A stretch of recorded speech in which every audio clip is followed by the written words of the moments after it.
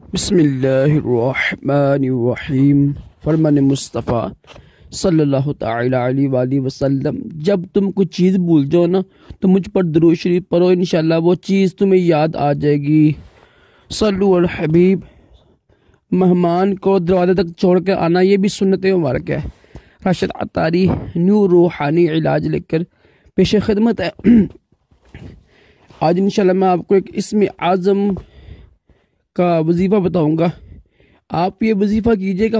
دیکھو ابھی 3 دن رہ گئے صرف باقی نا یہ 2020 ختم ہونے میں، تو اگر آپ ان 3 دنوں میں یعنی 31 دسمبر سے پہلے رات 12 سے پہلے آپ یہ کر لینا وظیفہ، انشاءاللہ عز و جل 2021 کا پورا سال انشاءاللہ خوشیوں سے خوشحالی سے آپ کا گزرے گا۔ بڑا ہی مجرب ہے اور آزمودہ ہے، آزمایا ہوا ہے۔ دیکھیں حدیث پاک میں بھی نا اس کو اسم اعظم کہا گیا، یا حیو یا قیوم کو۔ تو اسم اعظم کے ساتھ جو دعا کی جاتی ہے نا دعا قبول بھی ہوتی ہے، اور جو ناممکن کام ہوتے ہیں نا وہ اسم اعظم سے قبول ہو جاتے ہیں۔ تو اسم اعظم ہوتا کون سا ہے؟ اس میں یہ دیکھیں جو بھی اللہ کا نام، جو بھی اللہ کا مقدس نام آپ کو اچھا لگتا ہے نا، آپ اس کو زیادہ پڑھتے ہیں ہر وقت، سمجھ لیں کہ وہ اسم اعظم ہی ہوگا۔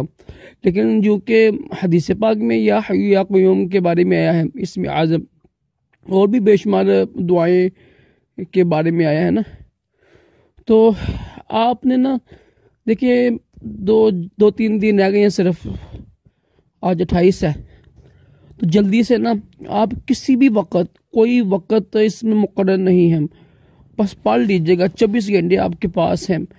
اول آخر 11 مرتبہ درود شریف پڑھ کے نا تو 313 مرتبہ کوشش کریں کہ وقت مقررہ نہ ہو، یعنی فجر کے بعد جو 20 منٹ ہوتی ہے نا اور مغرب کے پہلے 20 منٹ ہوتے ہیں زوال کا وقت، اس کے علاوہ نا جب مرضی دل کرے آپ کا نا کوشش کرے، تنہائی ہو، پرسکون ماحول ہو، ٹھیک ہے، ادب کے ساتھ نا وضو کر کر دو زانو بیٹھ کر خانہ کعبہ کی طرف منہ کر کے نا یہ اسم اعظم پڑھے 313 مرتبہ اول آخر 11 مرتبہ درود شریف پڑھ کے نا دل میں نا آنکھیں بند ہوں، دل میں نظر ہو، اور دعا کریے اللہ پاک 2021 جو یعنی آنے والا سال ہے میرے لیے خوشیوں سے بڑھ کر آئے، پریشانی مصیبتیں نہ آئے، ٹھیک ہے۔ رب کی بارگاہ میں دعا بھی کرنی ہے، زبان سے نہیں دل سے، انشاءاللہ عز و جل برکت ہی برکت ہوگی۔ صلو علی الحبیب صلی اللہ تعالی علیہ وسلم۔